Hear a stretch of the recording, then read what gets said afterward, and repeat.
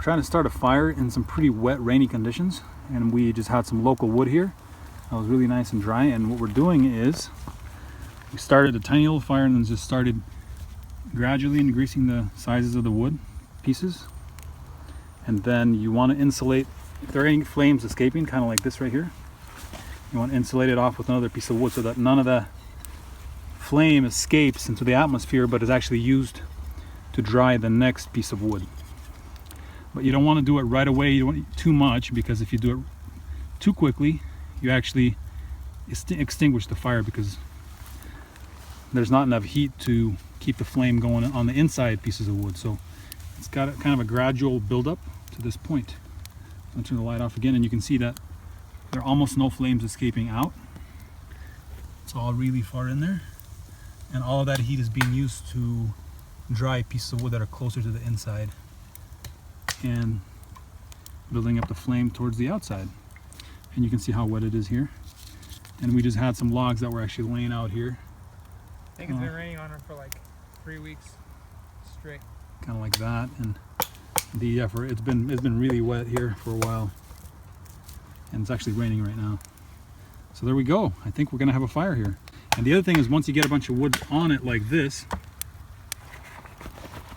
and it's sort of beginning to be smothered, get yourself a nice wafting stick, kind of like this, and you just start.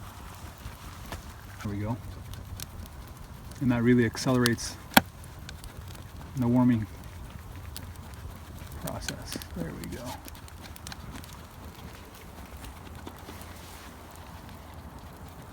Okay, I think we got ourselves a fire. Let's keep going with this. Going out at this point. There we go.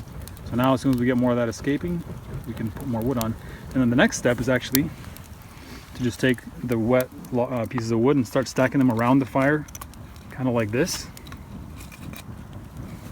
And then the heat can actually just travel and warm the next pieces of wood that you're going to be piling on up and starting to dry them out a little bit.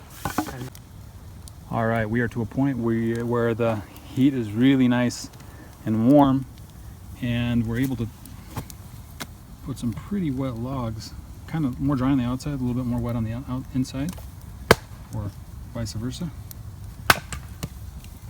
And yeah, we were able to really, oh, that's going to come down here. That's okay.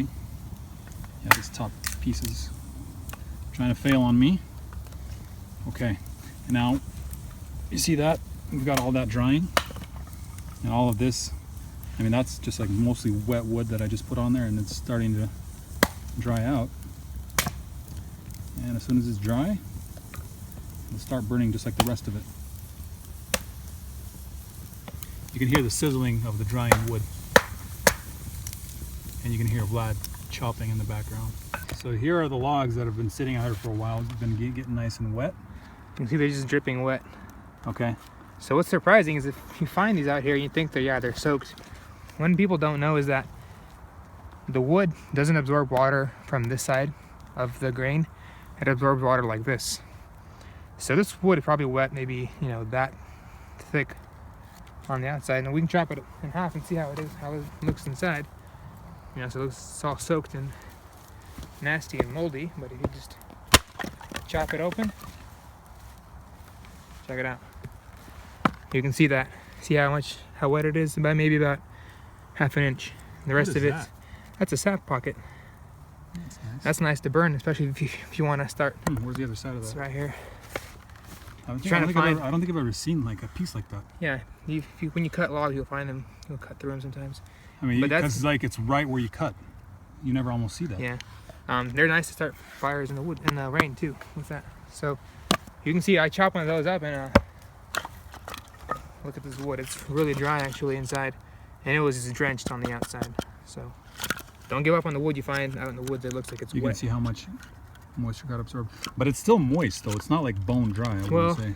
Inside, this actually the very thickest part is actually very dry.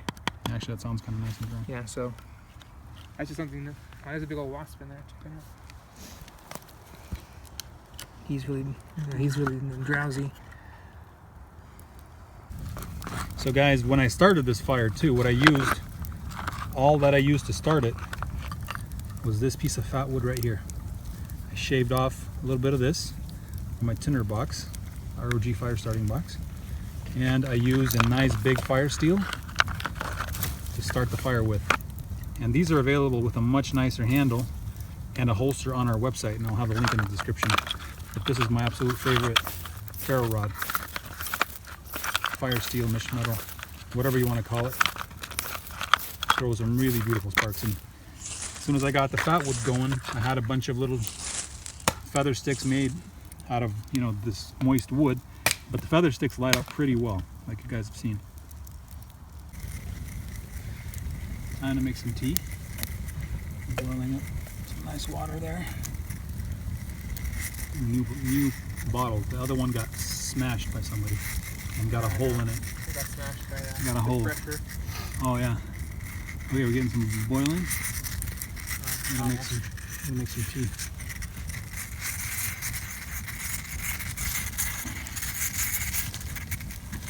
No, we're definitely getting some boiling. It's got a weird like. Seems to be on the surface.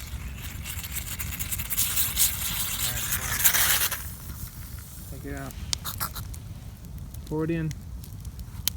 It's hot. You need to get some thicker. Oh, I got some thicker gloves. Or is it too thin? Hold on.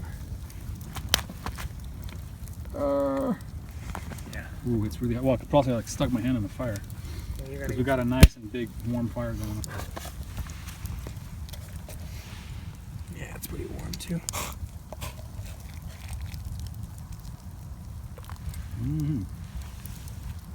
I'm gonna have some tea and some quadratini or quadratini. Yeah.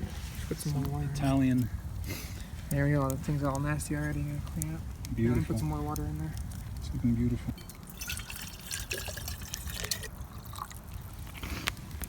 Ooh, back into the flames. Just like that. And it takes like no more than what, 2 minutes to boil it maybe? Yeah, that's a full Time it. It's a full 2 cups. Okay, timer's on. Okay, we are getting a boil. Yep. And what is our time? 2 minutes and 35 seconds. So basically 2.5 minutes, Yeah, maybe a little bit more. It's a full boil. No, not any more than that. Yeah. It's really boiling. Crispy boil. Yep.